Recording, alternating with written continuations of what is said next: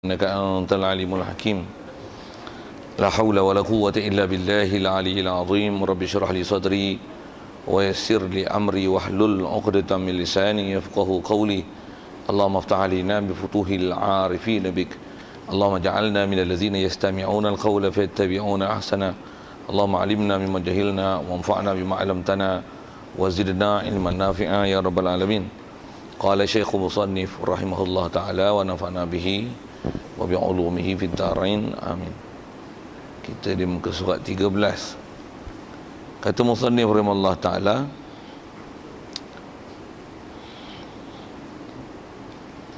dan bahawa ia i'tiqad pula bahawasanya afdal sekalian makhluk sekaliannya adalah Nabi kita Muhammad sallallahu alaihi wasallam. Kemudian maka segala rasul yang lain, kemudian maka segala anbiya, kemudian malaikat salawatullahi wa salamuhu alaihim, kemudian maka segala sahabat radhiyallahu anhum, dan bahawa hadirin sekalian, pertama sekali syukur terima kasih kita kepada Allah Taala, syukur kita nikmat hidup yang masih diberi, syukur kita dapat Islam, syukur kita Allah Taala jadikan hati sanubari kita boleh membenar, mengiyakan, menerima semua ajaran yang dibawa datang oleh Nabi kita Muhammad sallallahu alaihi wasallam. Yang dengan itu kita boleh taat patuh pada perintahnya, tinggalkan larangannya. Syukur banyak-banyak dijadikan kita Islam, dan dengan membenarkan di hati itu dijadikan kita beriman, dan dijadikan kita boleh taat patuh perintah dia, tinggalkan larangannya, dijadikan kita takwa, diberikan kita pula kesihatan, lapang masa. Begitu juga hidayat taufik, dengan itu dapat kita hadir untuk boleh lagi datang solat maghrib berjemaah di masjid ini, dan dengan limpah kurnia itu juga insya-Allah kita manfaatkan pertemuan kita malam ni meneruskan bacaan kitab daripada kitab Matlaq Badrain insya-Allah. Dan kita dalam masjid ni ada peluang mendapatkan itikaf kita. Itikaf adalah ibadat tak sah kalau tak ada niat. Mari kita khususkan keberadaan kita dalam masjid ni adalah semata-mata untuk itikaf, barulah hasil pada itikaf. Apa niatnya saja aku iktikaf dalam masjid ni kerana Allah Ta'ala. Kata muslim, dan bahawa ia i'tiqad pula bahawasanya afdal segala makhluk sekaliannya adalah Nabi kita Muhammad sallallahu alaihi wasallam. Situ rasanya kita. Kata muslim bahawasanya, dan bahawa ia setiap orang Islam, setiap orang yang beriman mestilah i'tiqad, mestilah berpegang di hati, berpegang sungguh, jazam tanpa ada syak zon dan waham, mestilah beriktikad, berpegang pula, berpegang juga dalam hati. Istilah pula dan kitab lama ni dengan makna juga kalau bahasa kita lah ni. Jadi wajib juga iktikad bahawasanya afdal segala makhluk sekaliannya adalah Nabi kita Muhammad sallallahu alaihi wasallam. Jadi yang ni sekalian apa yang kita nak sambung adalah masih lagi bab akidah yang masih dasar dalam bab rukun-rukun iman yang kalau ikut yang terlepas, yang dah lepas kita dah bicara adalah bab kitab yang terdekatnya, begitu juga bab malaikat. Jadi kita nak sambung ni adalah tentang siapa orang yang paling afdal, situlah. Dan dia akan sebut rankingnya siapa makhluk yang kita wajib pegang dan i'tiqad. Dan oleh kerana dia berkaitan dengan i'tiqad, perhati dia elok tuan, pasal kesilapan faham dalam bab ni, apatah lagi menolak fahaman i'tiqad yang sepatutnya dia i'tiqad, dia kena pegang. Mudarat dia besar pasal dia bab keimanan, berbanding dengan bab-bab yang berkaitan nama fiqh, yang berkaitan dengan bab-bab nama dosa pahala. Kalau dia langgar tapi masih iktiraf bab dosa pahala, benda yang dosa-dosa yang pahala-pahala, dihukum fasik, zalim saja, pasal dia hanya tak taat ataupun langgar benda haram. Adapun salah i'tiqad, bahayanya kufur terus, no excuse. Baik, jadi pertama dia nak sebut, dan rasanya akidah yang dia nak sebut ni sedia maklum pada kita, iaitulah tentang dia kata kita wajib berpegang, wajib i'tiqad, wajib yakin, wajib mengimani bahawasanya makhluk yang paling afdal sekali Allah Ta'ala bagi jadi atas muka bumi ini sepanjang kejadian sejak daripada diciptakan alam buana ni sampailah ke hari kiamat esok, tidak ada orang yang lebih afdal melainkan dia adalah Nabi kita Muhammad sallallahu alaihi wasallam. Orang Islam rasanya kalau tak tahu akidah ni, nak buh bahasa apa, bingung, lantun-lantun, buh lah gitu. Baik. Dari segi tak tahu tu memang jahil sangatlah. Itu satu hal. Macam mana pun tuan-tuan, ada sedikit lagi perkara nak kut tambahan di situ.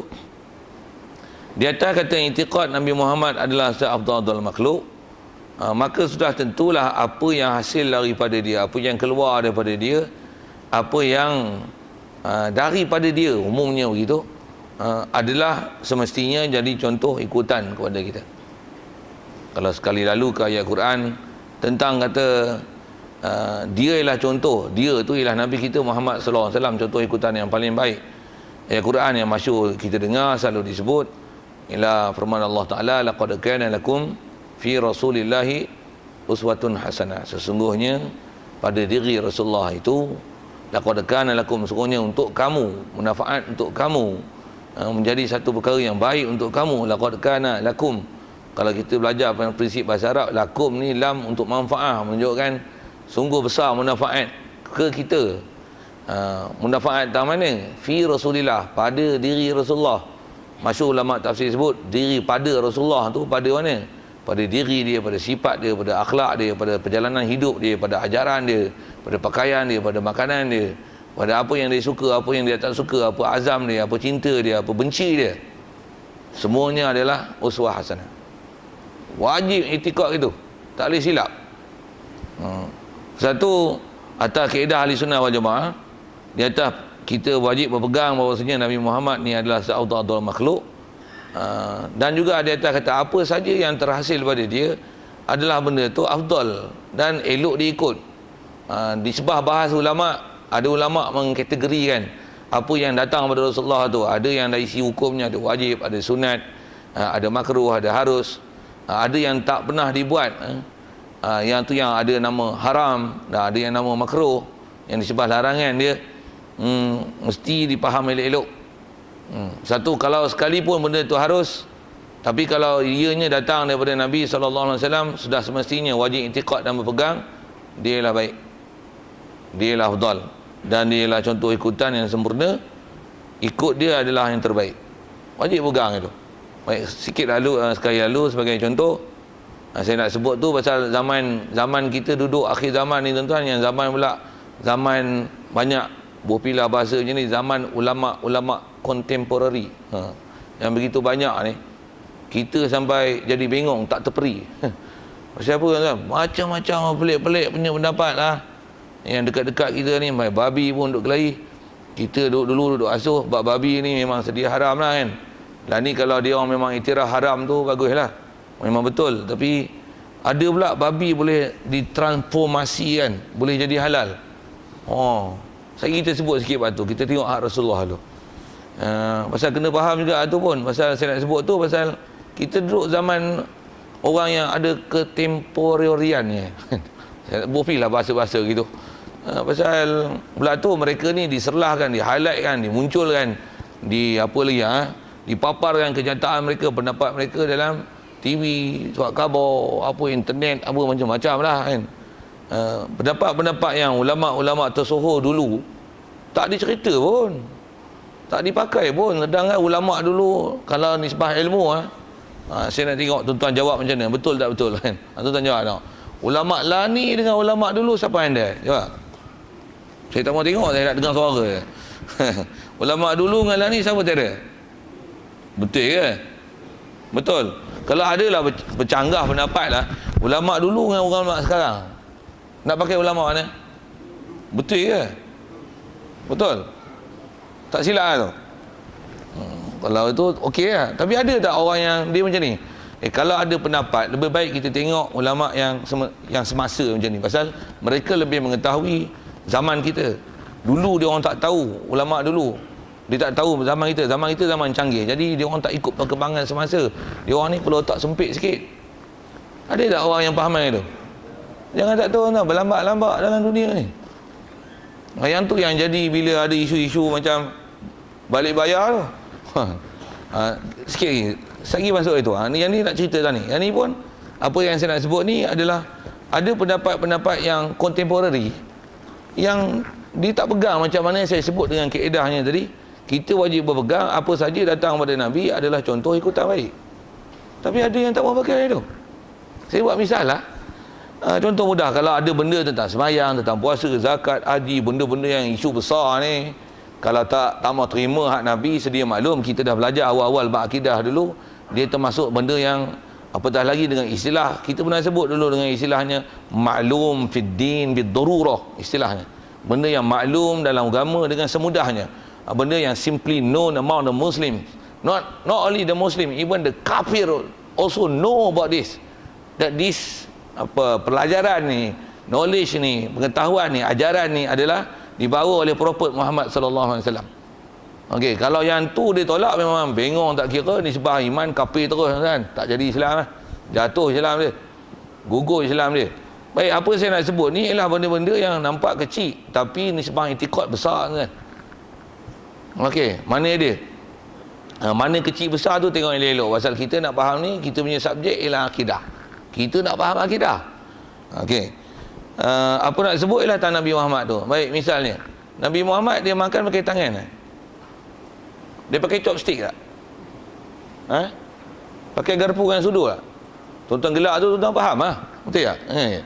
Macam mana pun saya tanya ini, boleh tak pakai chopstick? Walaupun tu kebudayaan Cina, Melayu pun kebetulan pakai dengan tangan kan. Jadi kita tengok chopstick tu macam geli lah sikit. Tapi kalau Cina tu Islam, dia pakai chopstick. Soal, boleh tak pakai chopstick? Boleh, tak ada masalah. Pakai garpu dengan sudu? Boleh. Boleh. Pakai garpu dengan pisau? Boleh. Tak ada garpu tu, ambil talam lengah gitu. Boleh? Boleh, ikut mau. Macam mana awak ada orang makan macam ni, kacang tu dia ambil dia baling. Nisbah makan taklah haram macam tu, tapi saya buat muka itu padahal tak? Okey. Padahal tak payah syarah panjang tu. Okey. Walaupun ada orang baling makan macam katak tu makan lalat dengan nyamuk. Cuma lidah je pendek. Sikitlah saya saja nak poli-poli sambil-sambil tu kan. Begitu jugalah kalau makan. Rasulullah dia makan, dia duduk, ada cara duduk kan. Ini beli air macam pasal malam apa tu, cocok straw tu. Haram tu tidak kan, tapi cantik tak? Cantik. Sambil-sambil itu saya sepak lah siapa-siapa yang bangun gitu kan. Sedar-sedar sikit tu. Macam mana pun nak sebut gini sikit. Saya nak sebut tentang chopstick tu. Bila chopstick tu harus untuk makan pakai tangan ni sunnah ke? Nak sebut itu. Dapat pahala tak? Dapat. Pasal apa? Contoh Rasulullah itu terbaik. Nak makan pakai chopstick, it's up to you. Boleh, silakan. Nak pakai sudu, boleh. Cuma yang Rasulullah ajar, cara makan baik. Macam mana Rasulullah makan? Itulah cara baik. Dan nisbah nak sumbat mulut, mana? Kanan kiri. Kanan, walaupun ramai orang masih makan dengan kiri.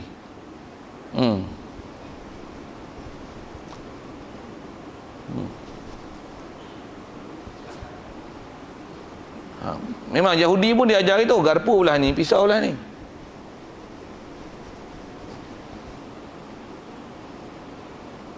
Tengok bagaimana. Kadang-kadang kita tak perasan tau, bila kita tak mengaji dan tak amati benda tu, dia tak jadi perasan. Macam mana pun nak sebut, benda tu taklah jadi haram. Haram, apatah lagi nak jadi haram jadah, tak lah. Mau fikir. Tapi tak cantik lah. Apatah lagi yang buat kelaku gitu, ustaz. Oh lemak, lagi leceh. Lagi putat tu.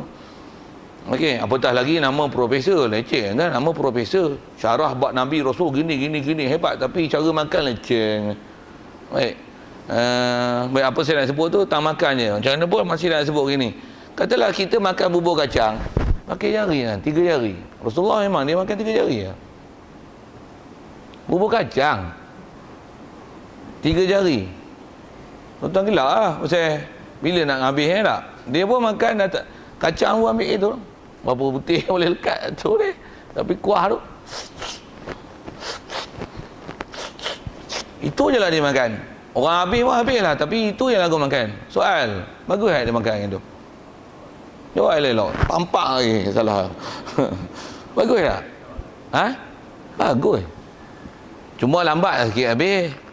Lagi sebab lambat habis, orang tala dulu lah. Orang tala dulunya pasal Tapi soalan saya ialah, bagus tak makan cara macam tu? Bagi alasan sikit. Rasulullah makan gitu. Rasulullah makan gitu. Rasulullah makan itu. Saja nak ulang 3-4 kali kerana tak faham. Rasulullah makan itu. Walaupun kalau ikut, orang kata ini tak ta'assub ke Nabi ke? Jawab. Kita memang disuruh ta'assub ke Nabi sampai gila macam tu. Walaupun orang kata makan bubuk kacang cari akal sikit weh, takkan makan dengan jari. Tak, dia nak makan dengan jari, bukan tak tahu ada sudu, ada periuk, lengah itu pun boleh. Tapi dia nak pakai jari, ikut dia. Ataupun kalau tu saya kata jari, kalau dia pakai chopstick sebatang, bukan 2 batang. Ataupun dia pakai straw. Oh, dia is up to you, isn't it? Betul lah. Saya nak tanya ni, mana yang terbaik? Mesti of course, surely hak Rasulullah. Itu ajaran akidah. Itu ajaran akidah. Kau nak cepat, kau nak lambat, kau nak selesa, apa? It's up to you. It's up to you. Pasal benda tu ada disiplin dia. Ulama kata harus. Macam mana pun pelajaran akidah dia, kan Rasulullah ni dia adalah seabdul makhluk. Surely apa yang ada, yang berlaku hasil keluar pada dia adalah contoh yang terbaik. Apatah lagi telah dibuktikan dengan saintifik. Tangan kanan ni ada enzim dan sebagainya. Chopstick tak ada enzim. Sudu tak ada enzim. Sudu tak keluar enzim kan? Bahkan pula sudu pula kadang-kadang bubuh dalam bekas apa, telah dicemari macam-macam. Betul? Tangan nak makan kita basuh, sudu kita tak makan kerana tak basuh, dalam bekas je. Kadang-kadang 3 hari dah duduk dalam bekas tu. Angkat, dicemari je kan? Tak. Telah dibuktikan dengan kajian saintifik. Apa yang ada di tangan adalah yang terbaik. Yang terbaik. Tak ada kita kelahi lagi. Okay. Saya punya style macam tu. Kadang ada orang tak setuju, payah kelahi dalam Facebook tak jadi. Biar kelahi beradab. Apa cerita ni? Asal nak sebut satu lah. Satu tak? Rasulullah walaupun asal nak sebut tadi lah nisbah yang dia makan. Makan ni kalau ikut istilahnya kebudayaan. Bufilah bahasa itulah. Dia bukan khusus ibadat lah. Tapi bila datang pada Rasulullah macam mana? Apa kaedahnya? Bila Rasulullah adalah makhluk yang paling baik, surely apa yang berlaku pada dia adalah yang paling baik. Satu saya sebut buat makan. Itu ya apa yang dia makan. Kita makan nasi, ubah makan gandum. Makan gandum tu makan roti, makan pekngah, buah pia itu tak. Makan pekngah aku tak nampak tak standard, makan pancake. Dah tu lah juga weh. Makan tempek kan. Macam mana? Bagus. Bila Rasulullah makan dia punya makanan asasi, sumbernya adalah gandum, semestinya makan dengan sumbernya adalah beras, makan gandum ni tuan, bila Rasulullah itu makanan dia itu ialah baik. Tak percaya dah dikaji dengan kajian saintifik, memang makan gandum perut lebih mudah menghadam gandum daripada lebih menghadam beras. Saya nak sebut saintifik, saya bukan ahli sains tu, tapi tengoklah maklumat saintifik, internet ada, Wikipedia ada, apa ada, semua ada. Macam-macam ada. Tapi yang saya nak sebut dengan perkataan saya macam tu. Nak sebut apa lagi? Sebut macam-macam bab. Okey, yang nak sebut juga. Rasulullah walaupun dari segi kebudayaan dia orang Arab, itulah dia berjubah, dia bersorban kan. Dia beridak macam ni. Kita Melayu samping songkok. Nak pakai, prinsipnya pakaian tutup aurat. Prinsip, itu prinsip. Tapi Melayu pakai je Melayu ke songkok, dia ubah ke sorban. Ya, bagus tak? Bagus tak? Tak kerti. Memang nak dia kena ayat lagi. Bodoh. Bodoh kan, dah ramai orang bodoh ni. Nisbah hang tak nak pakai, hang tak nak tu, satu hal. Kita duk bicara bab akidah, wajib iktiraf. Hak datang pada Rasulullah adalah yang terbaik. Kita belajar akidah. Kita faham bahas akidah. Satu kalau ada orang kata zaman lah ni tuan, tu saya nak sebut tadi yang contemporary tadi lah kan. Nisbah dia kata Nabi Muhammad memang seabdul makhluk, tapi dia boleh syarah. Dia kata pakaian Nabi ni, ini bukan sunnah. Kata itu adalah kebudayaan. Tuan-tuan nak pakai pakaian apa boleh. Dia pun sendiri memang tak bisa tengok. Kalau dia pakai jubah pun dia kata macam ni. Saya pakai jubah ni pun pasal kebetulan ini pakai jubah. Jadi bukan pasal ikut Nabi. Allah mangap doktor-doktor kontemporari lah ni banyak macam tu kan.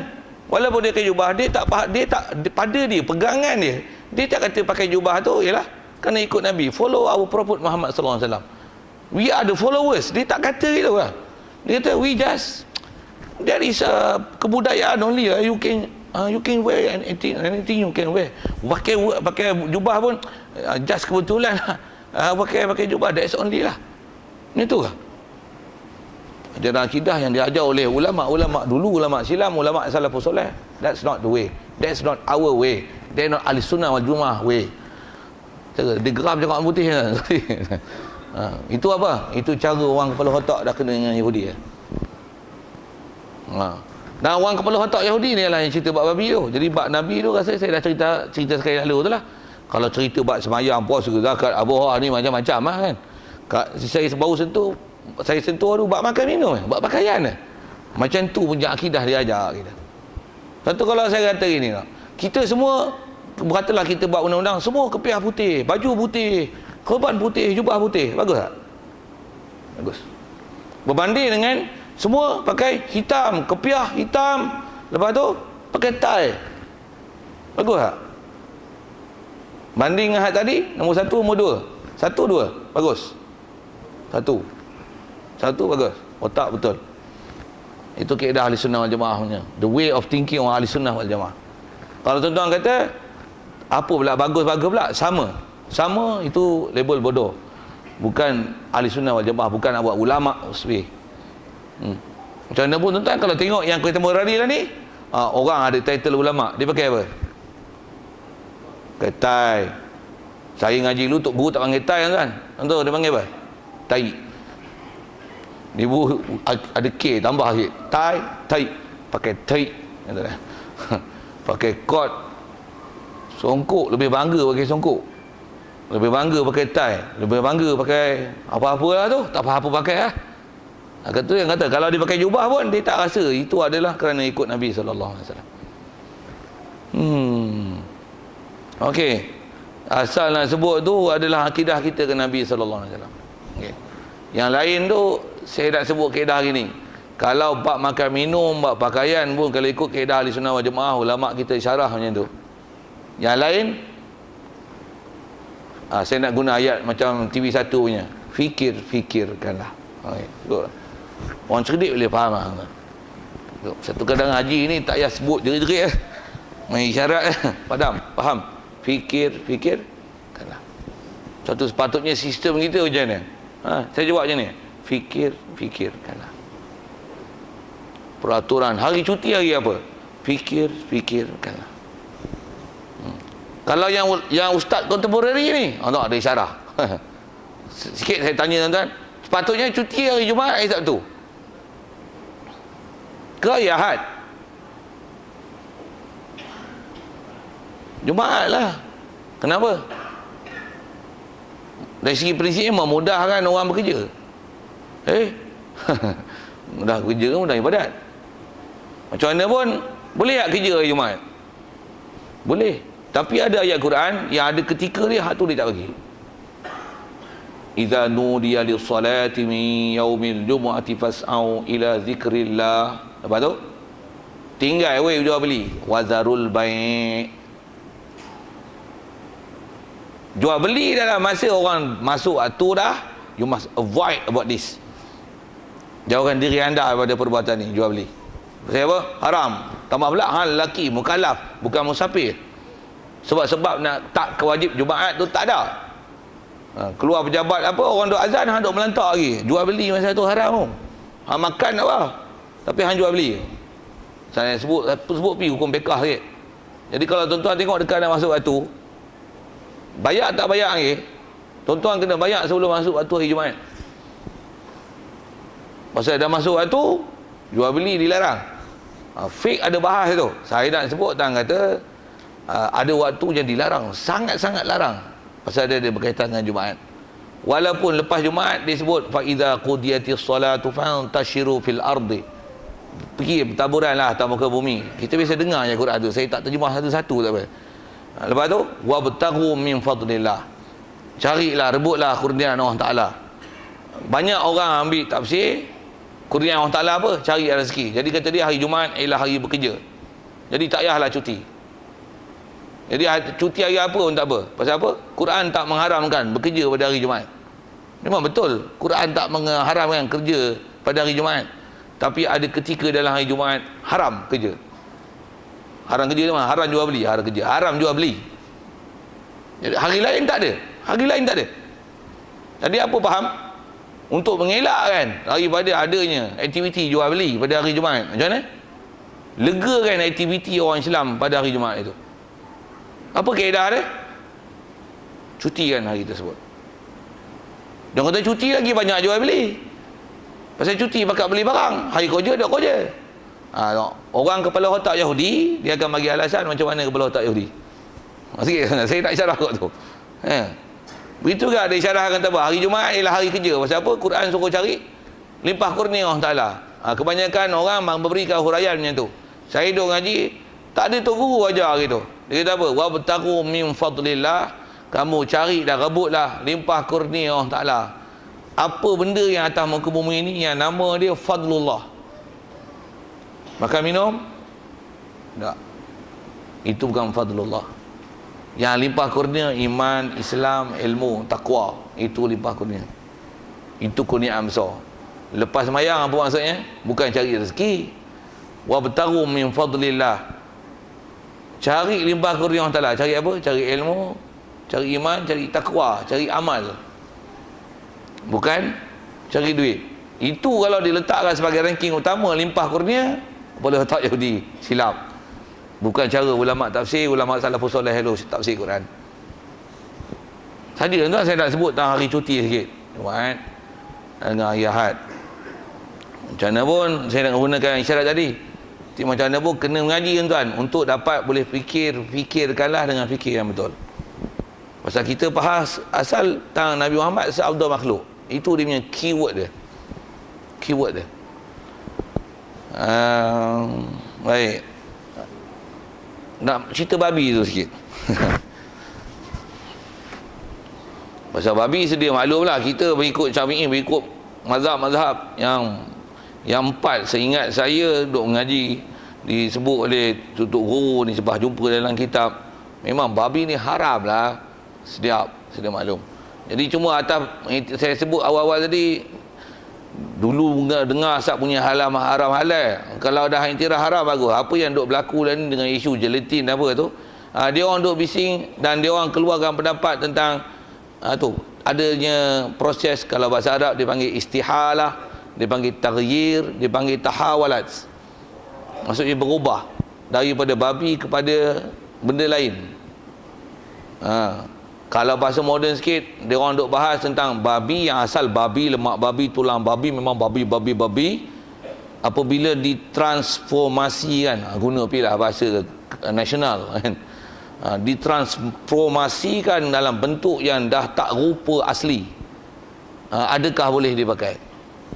Yang tu yang duk bahas tu, yang tu yang duk bising semasa tu. Kaedah ulama kita ajar tuan, senang ya. Tuan-tuan belajar fiqh, kalau tuan-tuan punya faham betul, format tuan-tuan betul punya jawapan. Dan cara berfikir tuan-tuan nanti betul. Kita diajar dalam kitab fiqh, benda yang memang najis, dia memang tak akan jadi suci. Kalau nak jadi suci pun hanya boleh kalau ada dengan ikhtiar. Yang masyhur sebut dalam fiqh ada dua benda je. Apa dia? Kulit bangkai disamak sampai kulit bangkai yang unsur haiwan ditransformasikan dengan proses samak seolah-olah macam pakaian. Tak mana dari sudut macam pakaian, kena air dia tak busuk. Kalau kulit unsur haiwan kena air dia akan busuk kan? Kena air dia akan busuk. Itu syarat untuk boleh transformasi daripada kulit boleh jadi pakaian yang walaupun kulit bangkai, melainkan kulit anjing dan babi. Kalau kita belajar dalam fiqh Syafi'i kita, masyhur kita belajar dulu macam tu. Yang tu memang tak boleh nak ditransformasikan untuk jadi pakaian yang boleh dipakai. Pasal diri anjing dan babi itu adalah najis. Adapun kulit daripada bangkai, memang bangkai adalah najis. Tapi jika syarat itu dipenuhi, apa dia? Telah ditransformasikan. Dengar elok aja, saya nak gunakan bahasa tu. Iza istahalat, dia tahawalat, iza taghayarat. Dia dah berubah daripada rupa bangkai, daripada unsur haiwan jadi unsur tumbuhan, unsur pakaian. Itu yang syarat sebut ulama kita, syarat sah samak yang kata buang lendiran dia, rendam dengan benda yang tajam zat dia sehingga dia mematikan sel haiwan ni, dobit dia macam mana? Kalau katalah kita dah keluar kan, andai kata kita rendam sekalipun dia tak busuk, maksudnya sah dah, telah ditransformasikan daripada unsur haiwan kepada unsur pakaian. Kalau masih busuk, tak, still haiwan, still haiwan. Arak transformasi jadi cuka, tapi yang tu ada syarat ketat, jangan pun